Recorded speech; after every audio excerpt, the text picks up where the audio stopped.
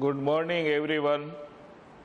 છેલ્લે આપણે મોલારિટી શીખી ગયા હતા, એટલે સાંદ્રતાના એકમોની ટૂંકમાં ચર્ચા કરતા હતા. એક આગળ દળ ટકાવારી જોઈ ગયા હતા, મોલાંશ શીખી ગયા હતા અને મોલારિટીનો એક આગળ દાખલો આપ્યો છે. એ પહેલાં લઈ લઈએ કે 4 ગ્રામ NaOH ને પૂરતા પાણીમાં દ્રાવ્ય કરી અને 250 મિલી દ્રાવણ બનાવેલ, તો દ્રાવણની મોલારિટી શોધો. મોલારિટી શોધવી હોય તો મોલારિટીનું સૂત્ર આવું છે કે ઉપર દ્રાવ્યનું દળ જે આપણે ગ્રામમાં લઈએ ગુણ્યા છેદમાં મોલર દળ હોય અને દ્રાવણનું કદ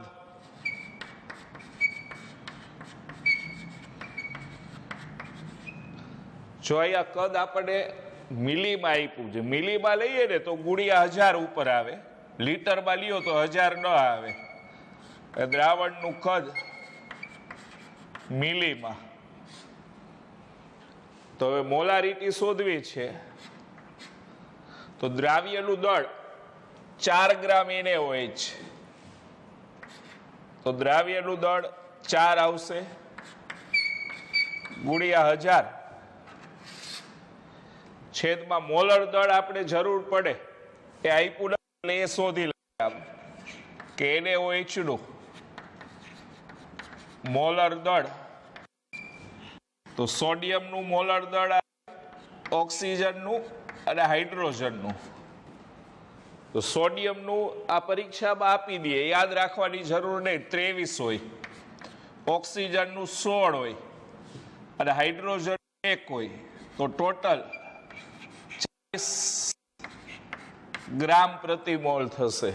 આ ત્રણેયનો સરવાળો કરો, 23 ને 16 39 ને 1 40, તો એ કિંમત અહીંયા મૂકી દો 40 ગુણ્યા દ્રાવણનું કદ મિલીમાં 250 છે, તો એનું સાદુરૂપ છે એ આપણે આપી દઈએ. તો 4 ગુણ્યા 1000 ભાગ્યા 40 ભાગ્યા 250, તો 0.4 મળે. મોલારિટીનો એકમ મોલર લખી શકાય અથવા મોલ પ્રતિ લીટર કહેવાય. મોલારિટીનો એકમ ખાલી મોલર લખો તોય હાલે, અથવા તમારે મોલર ન લખવું હોય તો મોલ પ્રતિ લીટર લખી શકાય. એટલે સાવ સહેલો દાખલો હતો કે મોલારિટી શોધવાની હતી, દ્રાવ્યનું દળ આપી દીધું છે, કદ મિલીમાં આપી દીધું, એટલે તમે મોલર દળ શોધીને આવા કિંમત મૂકી દો અને સાદુરૂપ આપી દો એટલે આપણને મોલારિટી છે એ મળી જાય. એના પછીનો હવે મુદ્દો આપ્યો છે મોલાલિટી.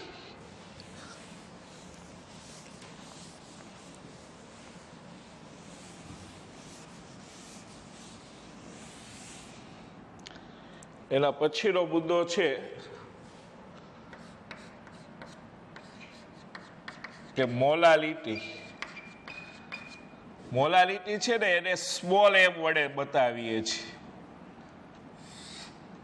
અને મોલાલિટીની વ્યાખ્યા આ રીતે આપી શકાય કે કિલોગ્રામ દ્રાવકમાં ઓગાળેલા દ્રાવ્યના મોલની સંખ્યાને મોલાલિટી કહેવાય. મોલાલિટીની વ્યાખ્યા આ રીતે થાય: 1 કિલોગ્રામ દ્રાવકમાં ઓગાળેલા દ્રાવ્યના મોલની સંખ્યાને મોલાલિટી કહેવાય. 1 કિલોગ્રામ, ધારો કે આપણે એમ કહીએ ને કે 1 કિલોગ્રામ દ્રાવકમાં દ્રાવ્યના 5 મોલ દ્રાવ્ય ઓગાળેલ હોય તો એની મોલાલિટી 5 મોલલ કહેવાય. અને વચાઈ સ્મોલ એમ હોય ને એને વચાઈ મોલલ અને 5 મોલલ દ્રાવણ બેયનું કહેવાય. 1 કિલોગ્રામ અહીંયા દ્રાવક ક આવશે. 1 કિલોગ્રામ દ્રાવકમાં તમે 2 મોલ પદાર્થ ઓગાળો ને તો 2 મોલલ દ્રાવણ બેયનું કહેવાય. 1 કિલોગ્રામ દ્રાવકમાં 1 મોલ પદાર્થ ઓગાળો તો એને 1 મોલલ દ્રાવણ બેયનું કહેવાય. અને મોલાલિટીનું સૂત્ર આ રીતે લખીએ કે મોલાલિટી બરાબર ઉપર દ્રાવ્યના મોલ આવે, દ્રાવ્યના મોલ છેદમાં દ્રાવક છે એનું દળ આવે. કિલોગ્રામ એ દળનો એકમ છે એટલે છેદમાં દ્રાવકનું દળ, પણ દ્રાવકનું દળ કિલોગ્રામમાં લેવાનું. દ્રાવકનું દળ કિલોગ્રામમાં એટલે મોલાલિટીનો એક એકમ, મોલાલિટીનો એકમ મોલ પ્રતિ કિલોગ્રામે અથવા મોલલય બોલાય છે, સ્મોલ એમ. એટલે મોલાલિટીનો એકમ આ મોલ ઉપર મોલ હોય ને છેદમાં કિલોગ્રામ એટલે મોલ પ્રતિ કિલોગ્રામ એકમ કહેવાય અથવા એનો એકમ મોલલ કહેવામાં આવે, સ્મોલ એમ. આ સિવાય હજી આનું સૂત્ર આવે લખી શકાય કે તમે મોલનું સૂત્ર મૂકી દો. મોલ એટલે દળના છેદમાં મોલર દળ થાય. તો આવે લખી શકાય કે દ્રાવ્યનું દળ જે ગ્રામમાં લેતા હોય છેદમાં મોલર દળ. અહીંયા ચોખવટ ન પાડી હોય શેનું મોલર દળ ત્યારે દ્રાવ્યનું સમજવાનું. વધુમાં લખવું એટલે લખી શકાય કે દ્રાવ્યનું મોલર દળ એમ. અને દ્રાવકનું દળ કિલોગ્રામમાં. આ બે સૂત્ર લખી શકાય. ખાલી આ મોલ છે એનું સૂત્ર મૂકી દીધું. મોલ એટલે દળના છેદમાં મોલર દળ કહેવાય.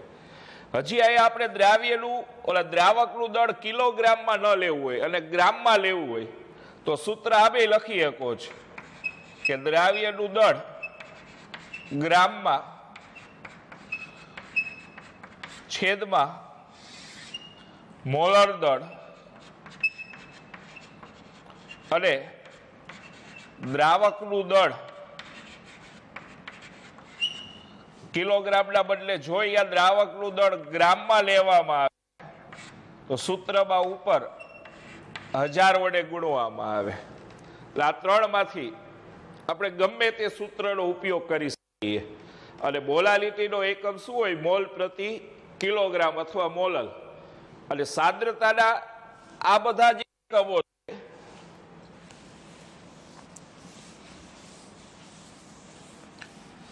કે તમે સાંદ્રતાના એકમો જોઈ ગયા કે મોલારિટી છે કે પછી percentage of weight by volume છે કે percentage of volume by volume છે. આ નોર્માલિટી આ વખતે આપણે એનસીઆરટીની બુકમાં નથી આવી પણ આપણે નીટમાં તમને નોર્માલિટી છે એના વિશે સમજાવેલું છે. આ સિવાય આ ફોર્માલિટી હવે આપણે ગયું ખાલી સમજવા માટે લખીએ. ફોર્માલિટી પણ આવશે પણ એ પેલા જૂના સિલેબસમાં આવતું, હવે નવામાં કાઢી નાખ્યું છે. ફોર્માલિટી ખાસ તો ફાર્મસી વિજ્ઞાનમાં પ્રચલિત એકમ છે. પણ આ બધા સાંદ્રતાના એવા એકમો છે કે આ બધા સાથે દ્રાવણનું કદ સંકળાયેલું હોય છે. આ બધા હારે કદ સંકળાયેલું. તમે મોલારિટીનું સૂત્ર લખો ને તો છેદમાં દ્રાવણનું કદ આવે. પર્સન્ટેજ ઓફ વેઇટ બાય વોલ્યુમનું સૂત્ર લખો તોય છેદમાં દ્રાવણનું કદ આવે. વોલ્યુમ બાય વોલ્યુમનું સૂત્ર લખો તોય છેદમાં દ્રાવણનું કદ આવે. નોર્માલિટી કે ફોર્માલિટીનું સૂત્ર લખો તોય છેદમાં દ્રાવણનું કદ આવે. એટલે આ બધા એકમો હારે કદ સંકળાયેલ છે. અને કદ હોય ને એના ઉપર તાપમાન અસર થાય. એટલે આ બધા સાંદ્રતાના એવા એકમો છે કે આના ઉપર તાપમાનની અસર થાય અને તાપમાન બદલાય, તાપમાન બદલાશે તો આ બધા સાંદ્રતાના એકમો બદલાય છે. એટલે એકમોનું મૂલ્ય ટૂંકમાં બદલાય.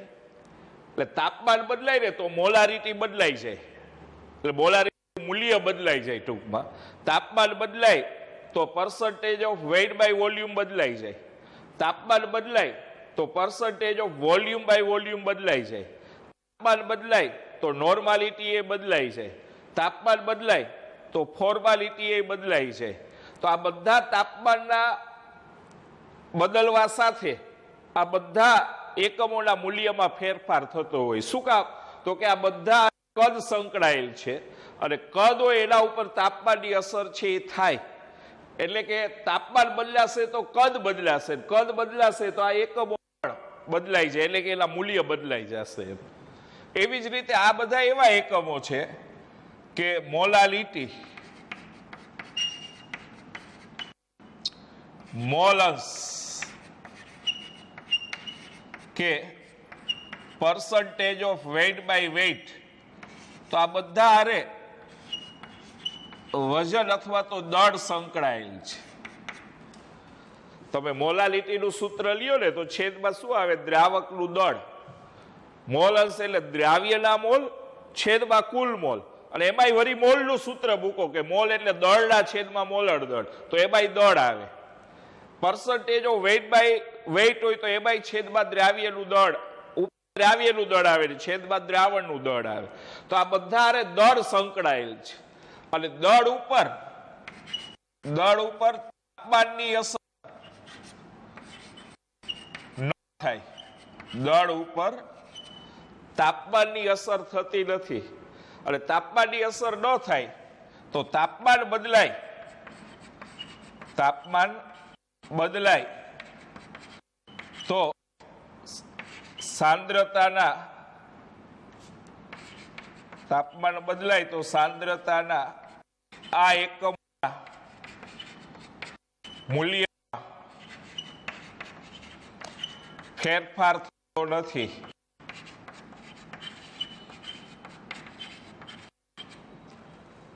એટલે આ ત્રણેય સાંદ્રતાના એવા એકમો છે કે એના ઉપર તાપમાન અસર ન થાય.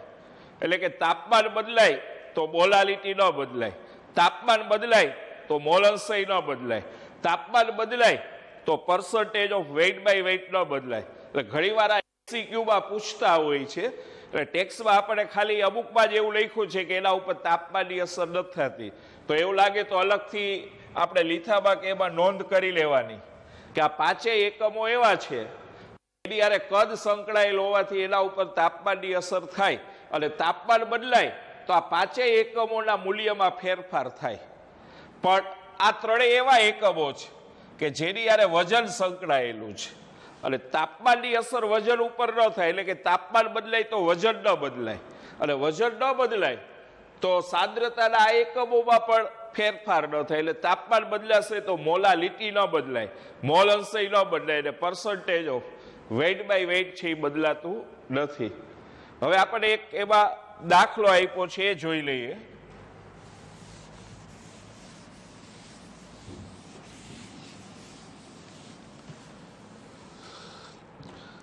એમાં એવું કીધું છે કે 3 મોલર NaCl ના દ્રાવણની 3 મોલર NaCl ના દ્રાવણની ઘનતા આપણે આપી દીધી છે કે એની ઘનતા 1.25 ગ્રામ પ્રતિ મિલી છે. તો દ્રાવણની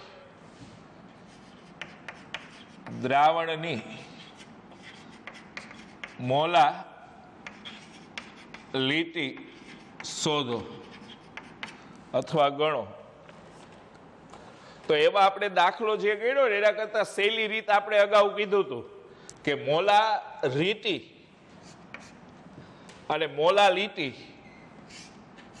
આ બે વચ્ચેના સંબંધનું સૂત્ર આવું હોય છે કે મોલારિટી બરાબર, આપણે આ રીતે દાખલો ગણવો આ સહેલો પડે કે મોલારિટી બરાબર મોલાલિટી ગુણ્યા ઘનતા, મોલાલિટી ગુણ્યા ઘનતા 1 પ્લસ મોલાલિટી દ્રાવ્યનું મોલર દળ ભાગ્યા 1000. આપણે નીટના દાખલા ગણાવ્યા ત્યારે આપણે નીટમાં જોઈ ગયા હતા સૂત્ર. હજી મોલાલિટીને સૂત્રનો કરતા બનાવીને લીથાવા આપ્યું છે. આ મોલાલિટીને સૂત્રનો કરતા બનાવીને આપ્યું, પણ બે અલગ અલગ યાદ ન રાખવા હોય તો તમે આ એક યાદ રાખી લ્યો તોય હાલે કે મોલારિટી આપી હોય તો મોલાલિટી મળી જાય, મોલાલિટી આપી હોય તો મોલારિટી મળી જાય. તો હવે આ કિંમત મૂકી દઈએ કે મોલારિટી 3 મોલર છે એટલે 3 મોલાલિટી શોધવી ઘનતા 1.25 છે છેદમાં 1 મોલાલિટી શોધવી છે. હવે M2 એટલે શું થાય? દ્રાવ્યનું મોલર દળ. દ્રાવ્ય NaCl છે તો NaCl નું મોલર દળ કે સોડિયમ છે એનું પરમાણ્વીય દળ વત્તા ક્લોરીન નું આવે. સોડિયમ નું 23 હોય છે અને ક્લોરીન નું 35.5 હોય, પણ આ પરમાણ્વીય દળ હોય ને એ આપણને આપી દે, યાદ રાખવાની જરૂર નહીં. એટલે બેયનો સરવાળો 58.5 ગ્રામ પ્રતિ મોલ છે. તો અહીંયા આપણને મોલર દળ બેયનું 58.5 ભાગ્યા 1000 તો 3.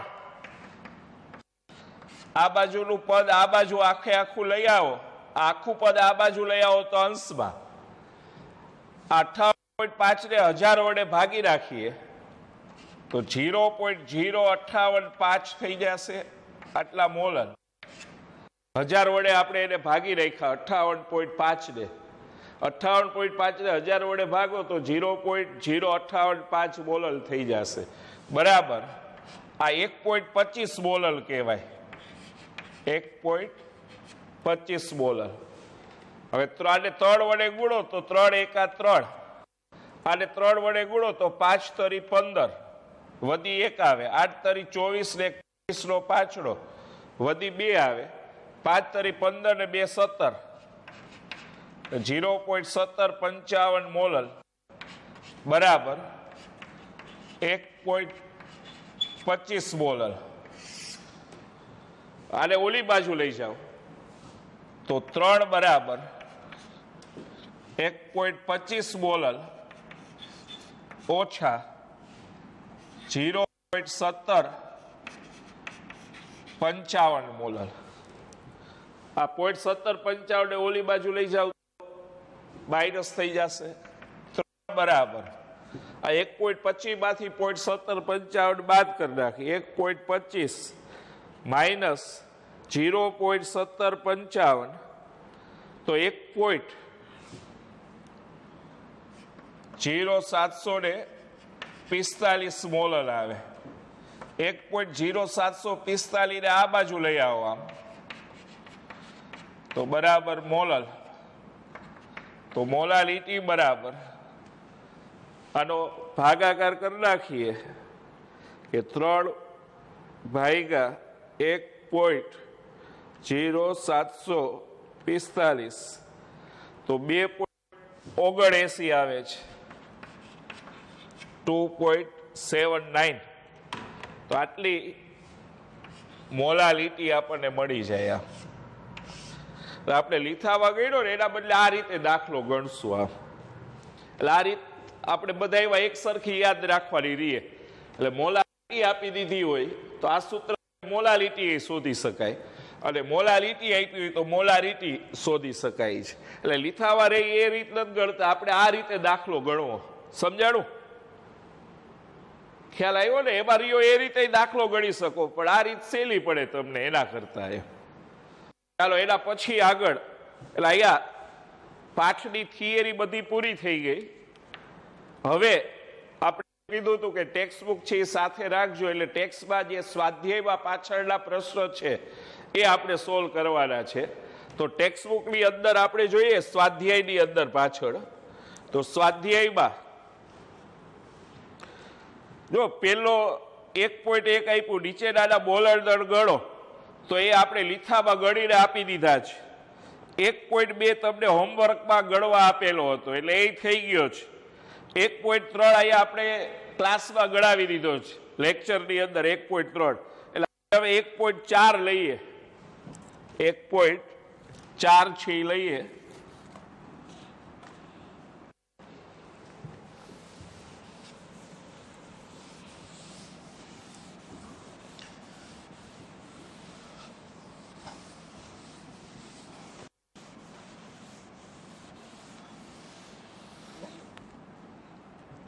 તો 1.4 માં એવું કીધું, ઉત્પન્ન થયેલા કાર્બન ડાયોક્સાઇડનું પ્રમાણ ગણો. ઉત્પન્ન થયેલા કાર્બન ડાયોક્સાઇડનું પ્રમાણ ગણો જ્યારે 1 મોલ કાર્બનને હવામાં બાળવામાં આવે. 1 મોલ કાર્બનને હવામાં બાળવામાં આવે.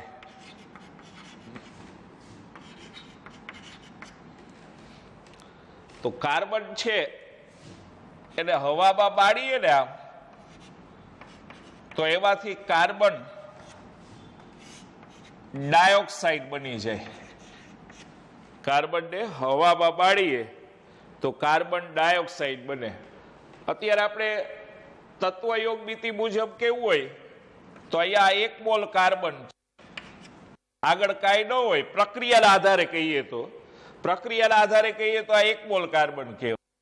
અહીંયા આગળ કાંઈ ન હોય તો 1 મોલ ઓક્સિજન કહેવાય, અને અહીંયા આગળ કાંઈ ન હોય તો 1 મોલ CO2 કહેવાય. હવે 1 મોલ ઓક્સિજનનું તમારે દળ ગણવું હોય ને, તો 1 મોલ ઓક્સિજનનું દળ છે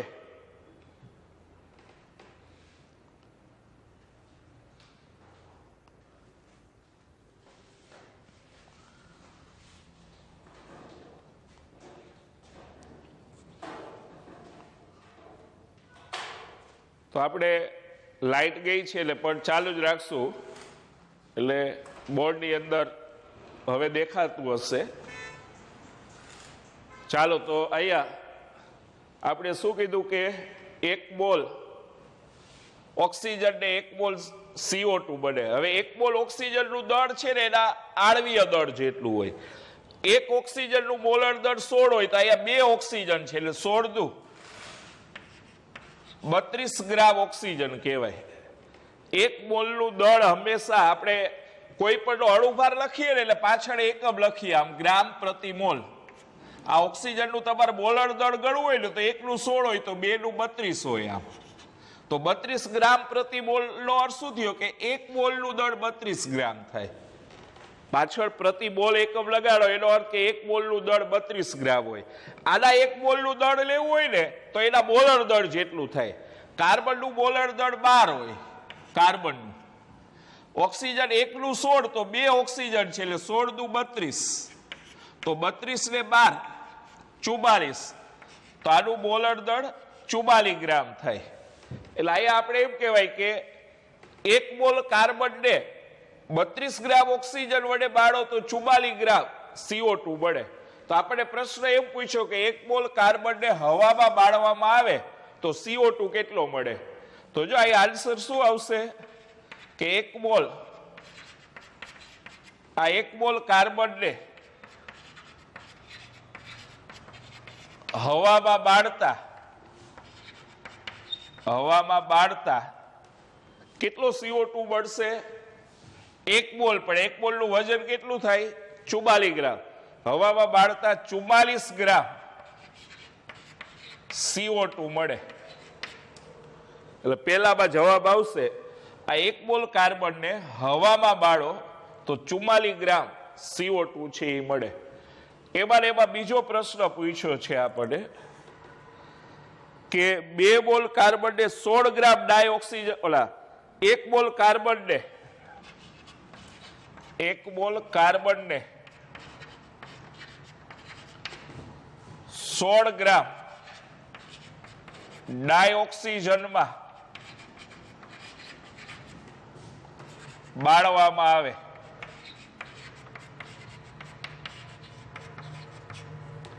તો આની અંદર આ 1 મોલ કાર્બન છે એ 32 ગ્રામ હારે જોડાય, પણ અત્યારે આપણને કેટલું આપ્યું છે? 32 ના બદલે 16 ગ્રામ જ આપ્યું છે.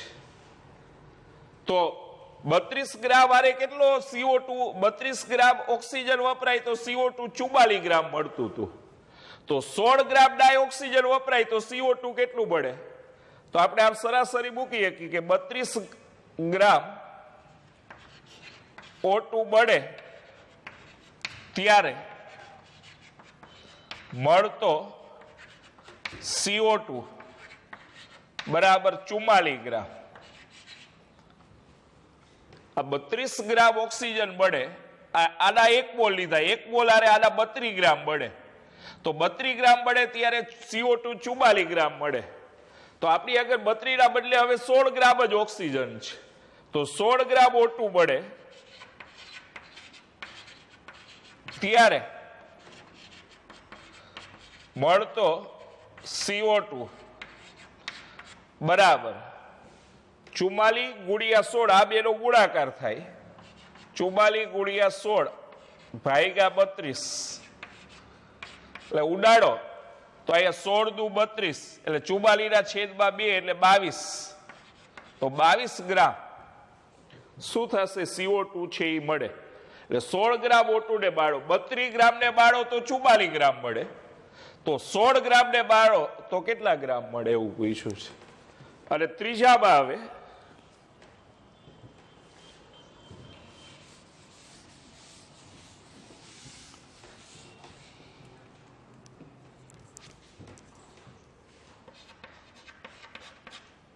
આપણને એવું પૂછ્યું છે કે 2 મોલ કાર્બન ને 16 ગ્રામ ડાયોક્સિજનમાં બાળવામાં આવે.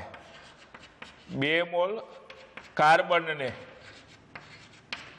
16 ગ્રામ ડાયોક્સિજનમાં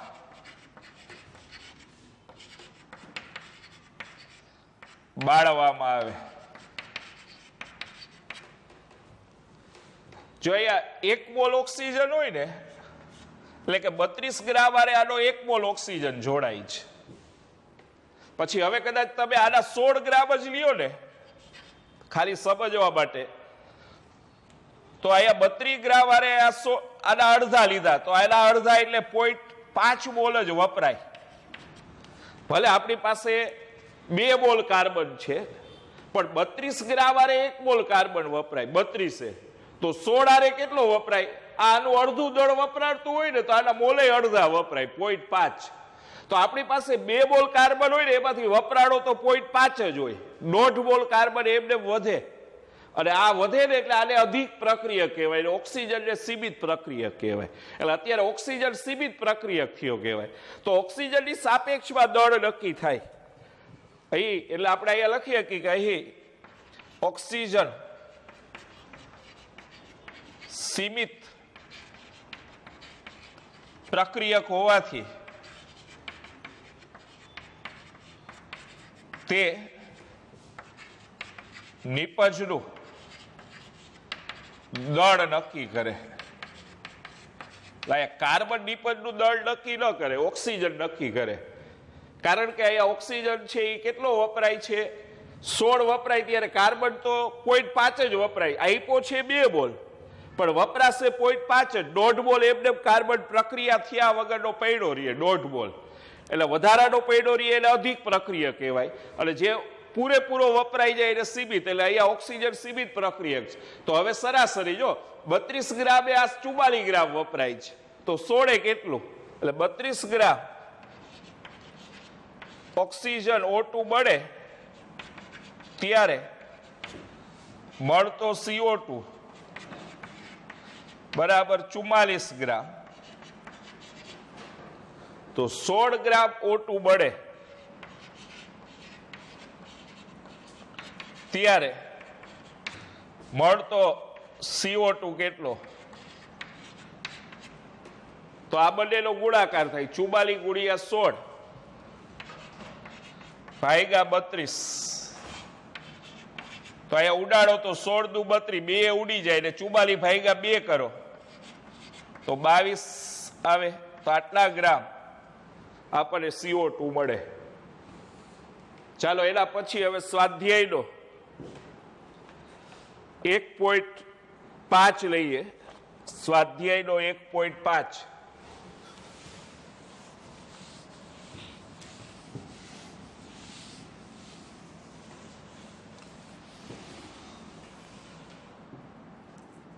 સ્વાધ્યાયના 1.5 માં આપણને 500 મિલી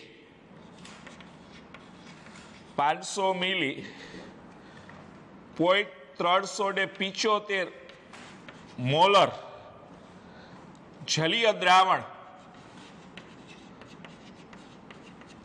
દ્રાવણ બનાવવા સોડિયમ એસિટેટનું દળ ગણો.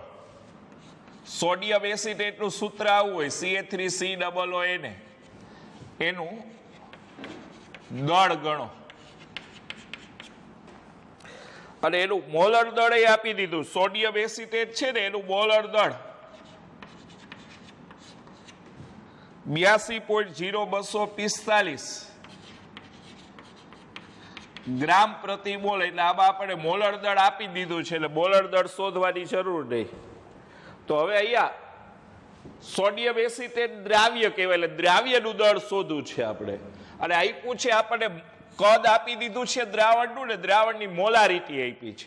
દ્રાવણની મોલારિટી આપી છે એટલે મોલારિટી વાળું સૂત્ર લેવાનું કે મોલારિટી બરાબર ઉપર દ્રાવ્યનું દળ, જે આપણે જનરલી ગ્રામમાં લેતા હોય, કારણ કે નીચે મોલર દળનો એકમ ગ્રામ પ્રતિ મોલ એટલે આ ગ્રામમાં જ લેવું પડે, ગુણ્યા અહીંયા જો દ્રાવણનું કદ મિલીમાં છે, મિલીમાં લ્યો ને તો આ સૂત્ર લેવાનું 1000 વાળું કે ઉપર ગુણ્યા 1000 છેદમાં મોલર દળ અને દ્રાવણનું કદ મિલીમાં. જો આ કદ તમે લીટરમાં લ્યો તો ઉપર 1000 ન આવે. હવે આ સૂત્રમાં કિંમત મૂકી દેવાની કે મોલારિટી 0.375 છે એટલે અહીંયા મોલારિટી 0.375. દ્રાવ્ય એટલે સોડિયમ એસિટેટ, એનું દળ ગળવું છે એટલે દ્રાવ્યનું દળ શોધવું છે ગુણ્યા 1000. મોલર દળ આપી દીધું છે 82.0245 82.0245 અને દ્રાવણનું કદ મિલીમાં આપ્યું છે 500. દ્રાવ્યનું દળ શોધવું હોય તો ઓલી રકમ આ બાજુ લઈ આવો તો આ બંને છેદમાં છે, આ બાજુ આવે તો અંશમાં. તો 82.0245 ગુણ્યા 500 અને 1000 આ બાજુ આવે તો છેદમાં બરાબર દ્રાવ્યનું દળ. તેથી દ્રાવ્ય તરીકે સોડિયમ એસિટેટ છે. અહીંયા દ્રાવ્યનું નામ લખવું હોય તો લખીએ કે સોડિયમ એસિટેટનું દળ બરાબર. આનું સાદુરૂપ આપી દઈએ કેલ્ક્યુલેટરથી કે 0.375 ગુણ્યા 82.0245 ગુણ્યા 500 ભાગ્યા 1000 તો 15.37 મળે. પણ 9 નાખો ને તો આગળ એક ઉમેરી દેવો પડે તો આટલા ગ્રામ સોડિયમ એસિટેટનું દળ મળે. સોડિયમ એસિટેટનું સૂત્ર CA3COON હોય એટલે આ સમૂહ એસિટેટ સમૂહ કહેવાય. તમારે ઓર્ગેનિકમાં ઘણી વાર આવશે CA3COON સમૂહનું સામાન્ય નામ એસિટેટ સમૂહ કહેવાય છે. આને CA3COON એસિટેટ સમૂહ થયું એનું સામાન્ય નામ છે એટલે યાદ જ રાખવું પડે કે એને એસિટેટ કહેવાય. અને એનો ઉપયોગ એ ઘણી બધી વાર આવશે એસિટેટ શબ્દનો ઉપયોગ. ચાલો પછીનો દાખલો જોઈએ. સ્વાધ્યાયનો 1.6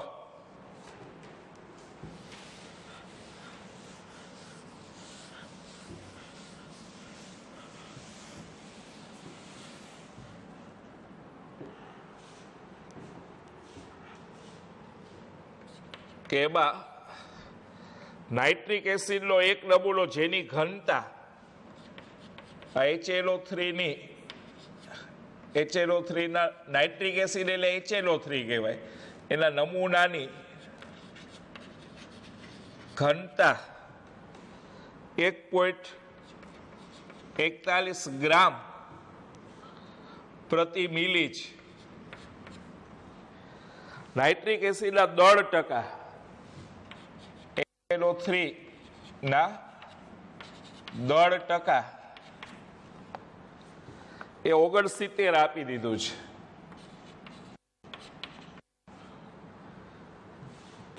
તો નાઇટ્રિક એસિડની સાંદ્રતા મોલ પ્રતિ લીટરમાં ગણો. એટલે HNO3 છે ની સાંદ્રતા એ આપણે મોલ પ્રતિ લીટરમાં, મોલ પ્રતિ લીટર એટલે મોલારિટી જ કહેવાય, મોલારિટીમાં શોધવાની કીધી છે. તો જો દળથી ટકા આપ્યા હોય અને ઘનતા આપી હોય અને મોલારિટી શોધવાનું કહીએ તો આપણે નીટમાં તમને આવું ટૂંકું સૂત્ર લખાયું હતું કે મોલારિટી બરાબર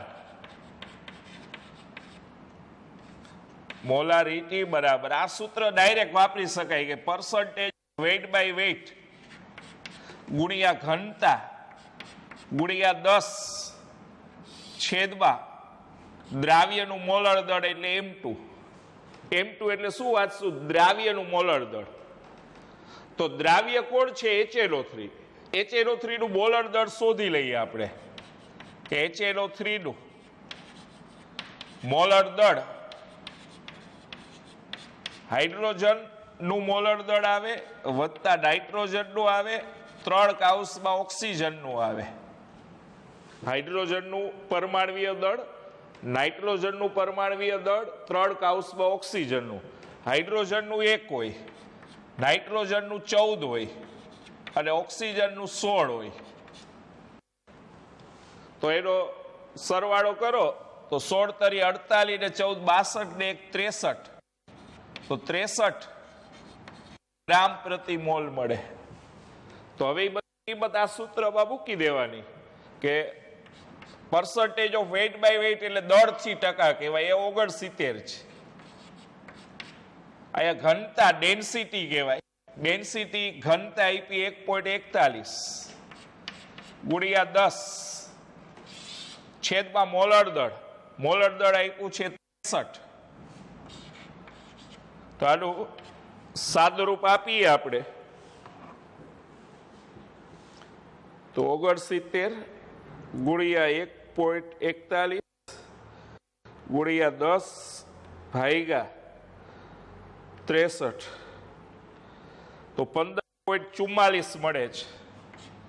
15.44 અને એકમ મોલ પ્રતિ લીટર હોય અથવા મોલ પ્રતિ લીટર ન લખવું હોય ને તો મોલર લખી શકાય છે.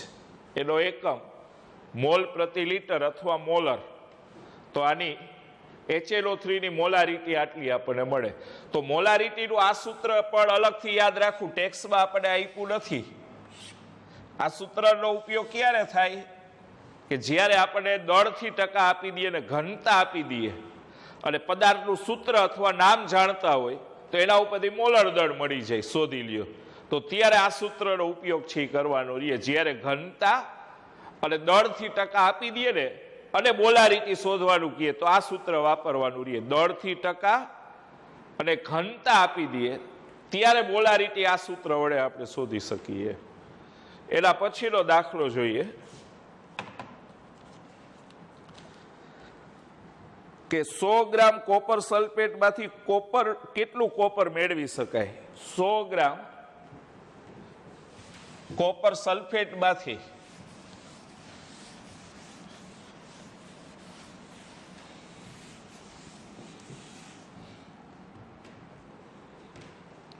100 ગ્રામ કોપર સલ્ફેટ માંથી કેટલું કોપર મેળવી શકાય?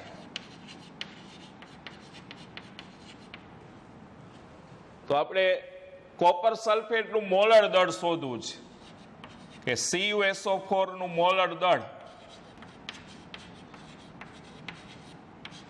તો કોપરનું મોલર દળ આવે, વધતા સલ્ફરનું આવે અને 4 કાઉસમાં ઓક્સિજનનું આવે. કોપરનું મોલર દળ એ પરીક્ષામાં આપી દે આપણને, યાદ રાખવાનું ન હોય, એનું 63.5 હોય છે કોપરનું. ઘણીવાર 63.54 લેતા હોય પણ એનું નજીકનું મૂલ્ય 63.5 લઈ લઈએ છે. સલ્ફરનું 32 છે અને ઓક્સિજનનું 16 હોય. તો આનો સરવાળો કરો તમે કે 63.5 વધતા 32 અને વધતા 64 તો 159.5 ગ્રામ પ્રતિ મોલ હોય. એટલે પ્રતિ મોલનો અર્થ એવો થાય કે 1 મોલ કોપર સલ્ફેટનું આટલા ગ્રામ દળ હોય. તો હવે જો આપણે એમ કહીએ કે આટલા ગ્રામ કોપર સલ્ફેટ હોય ને, એમાં કોપર કેટલું છે? 63.5 ગ્રામ. ટોટલ કોપર સલ્ફેટનું દળ આટલું મળ્યું. તો 159.5 ગ્રામ કોપર સલ્ફેટમાં કેટલું કોપર હોય? 63.5 ગ્રામ. તો 100 ગ્રામ કોપર સલ્ફેટ કેટલું કોપર હોય? તો આમ તિરાસરી મૂકી શકી કે 159.5 ગ્રામ કોપર સલ્ફેટમાં કોપરનું દળ બરાબર 63.5 ગ્રામ. 159.5 ગ્રામ કોપર સલ્ફેટમાં કોપર કેટલું છે? 63.5. તો 100 ગ્રામમાં કેટલું હોય? તો 100 ગ્રામ કોપર સલ્ફેટમાં કોપરનું દળ બરાબર આ બંનેનો ગુણાકાર 100 ગુણ્યા 63.5 ભાગ્યા 159.5. તો આનો ભાગાકાર આપણે કરીએ તો 100 ગુણ્યા 63.5 ભાગ્યા 159.5 તો 39.81 આપણને મળે છે.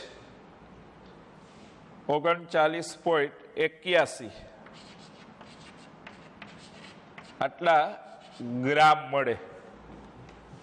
એકવાર ફરીથી કરી લઈ. 100 ગુણ્યા 63.5 ભાગ્યા 159.5 તો 39.81 ગ્રામ શું મળશે આપણને?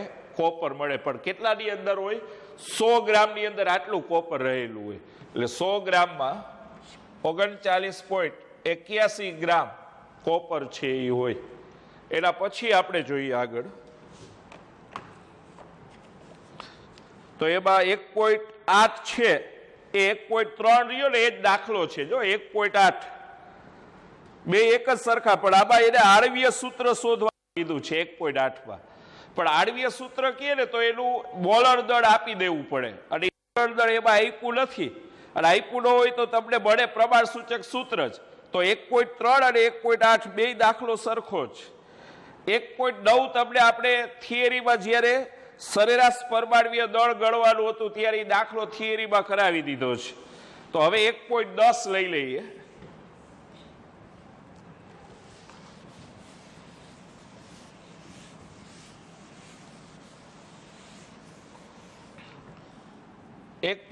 માં એવું કીધું છે કે ઇથેનના 3 મોલ ઇથેનનું સૂત્ર C2H6 હોય, તમારે ઓર્ગેનિકમાં આવી ગયું છે. ઇથેનના 3 મોલમાં નીચેનાની ગણતરી કરો તો એમાં પેલા કાર્બન પરમાણુના મોલની સંખ્યા પૂછી છે. કાર્બન પરમાણુના મોલની સંખ્યા કેટલી હોય? તો જો આગળ આ સૂત્ર લખ્યું હોય ને કે C2H6, તો આની અંદર આગળ કાંઈ ન હોય ને તો આ 1 મોલ ઇથેન વચાય. 1 મોલ ઇથેનમાં કાર્બનના કેટલા મોલ કહેવાય? 2. તો 3 મોલમાં કેટલા? તો આમ સરાસરી મૂકવાની. 1 મોલ ઇથેન એટલે કે C2H6 માં કાર્બન પરમાણુના મોલ અથવા મોલની સંખ્યા બરાબર 2. એટલે 1 મોલ તમે આ ઇથેન લ્યો ને, 1 મોલ, તો એમાં કાર્બનના 2 મોલ પરમાણુ કહેવાય. તો આપણે ઇથેન કેટલા લેવાના કીધા? 3 મોલમાં કેટલા પરમાણુ હોય? તો 3 મોલ ઇથેનમાં કાર્બન પરમાણુના મોલ બરાબર 2 ગુણ્યા 3 ભાગ્યા 1 એટલે કે 6 મોલ હોય. એમાં હવે બીજો પ્રશ્ન પૂછ્યો છે, હાઇડ્રોજન પરમાણુના મોલની સંખ્યા કેટલી હોય? હાઇડ્રોજન પરમાણુના મોલની સંખ્યા કેટલી હોય?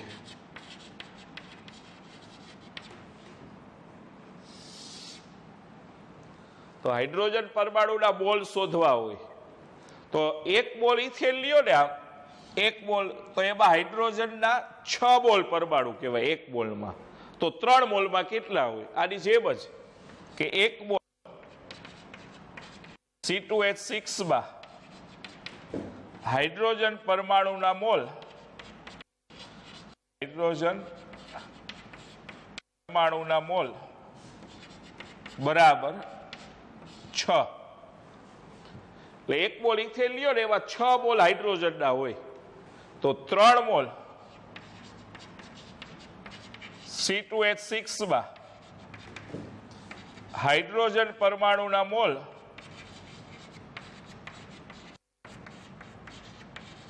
બરાબર આ 2 નો ગુણાકાર થાય તો 6 તરીને 18 મોલ મળે.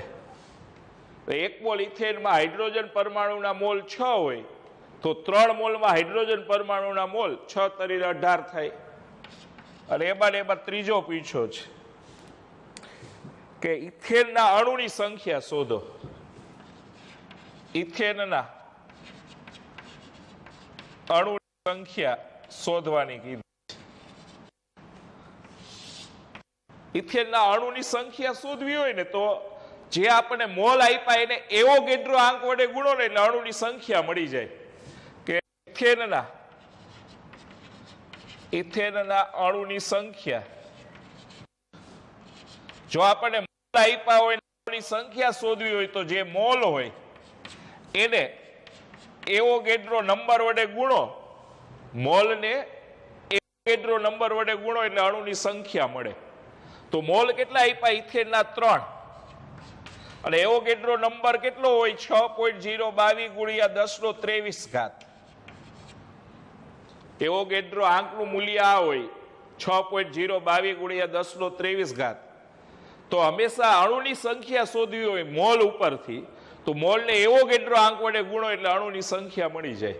તો આ બેનો ગુણાકાર કરો તો 6 તરી 18.022 તરી 66 ગુણ્યા 1023. આટલા ઇથેનના અણુ મળે. એટલે ઇથેનના અણુની સંખ્યા છે એ આટલી મળશે. તો આજે અહીંયા સુધી રાખીએ એટલે આપણે સ્વાધ્યાયમાં 1.10 સુધી જોઈ ગયા. એમાં અમુક આપણે વચ્ચે તમને કરાવી દીધા હતા. એટલે આજે આપણે જે બોર્ડમાં ગણાવ્યા ને એટલા હોમવર્કમાં કરવાના છે. અગાઉ ગણાવી દીધેલા છે એ કરવાની જરૂર નહીં. અને આની તમને ગ્રુપમાં PDF જો મોકલાવી દીધેલી છે. 1 કલાક પહેલા જ મેં આની ગ્રુપમાં PDF નાખી દીધી છે.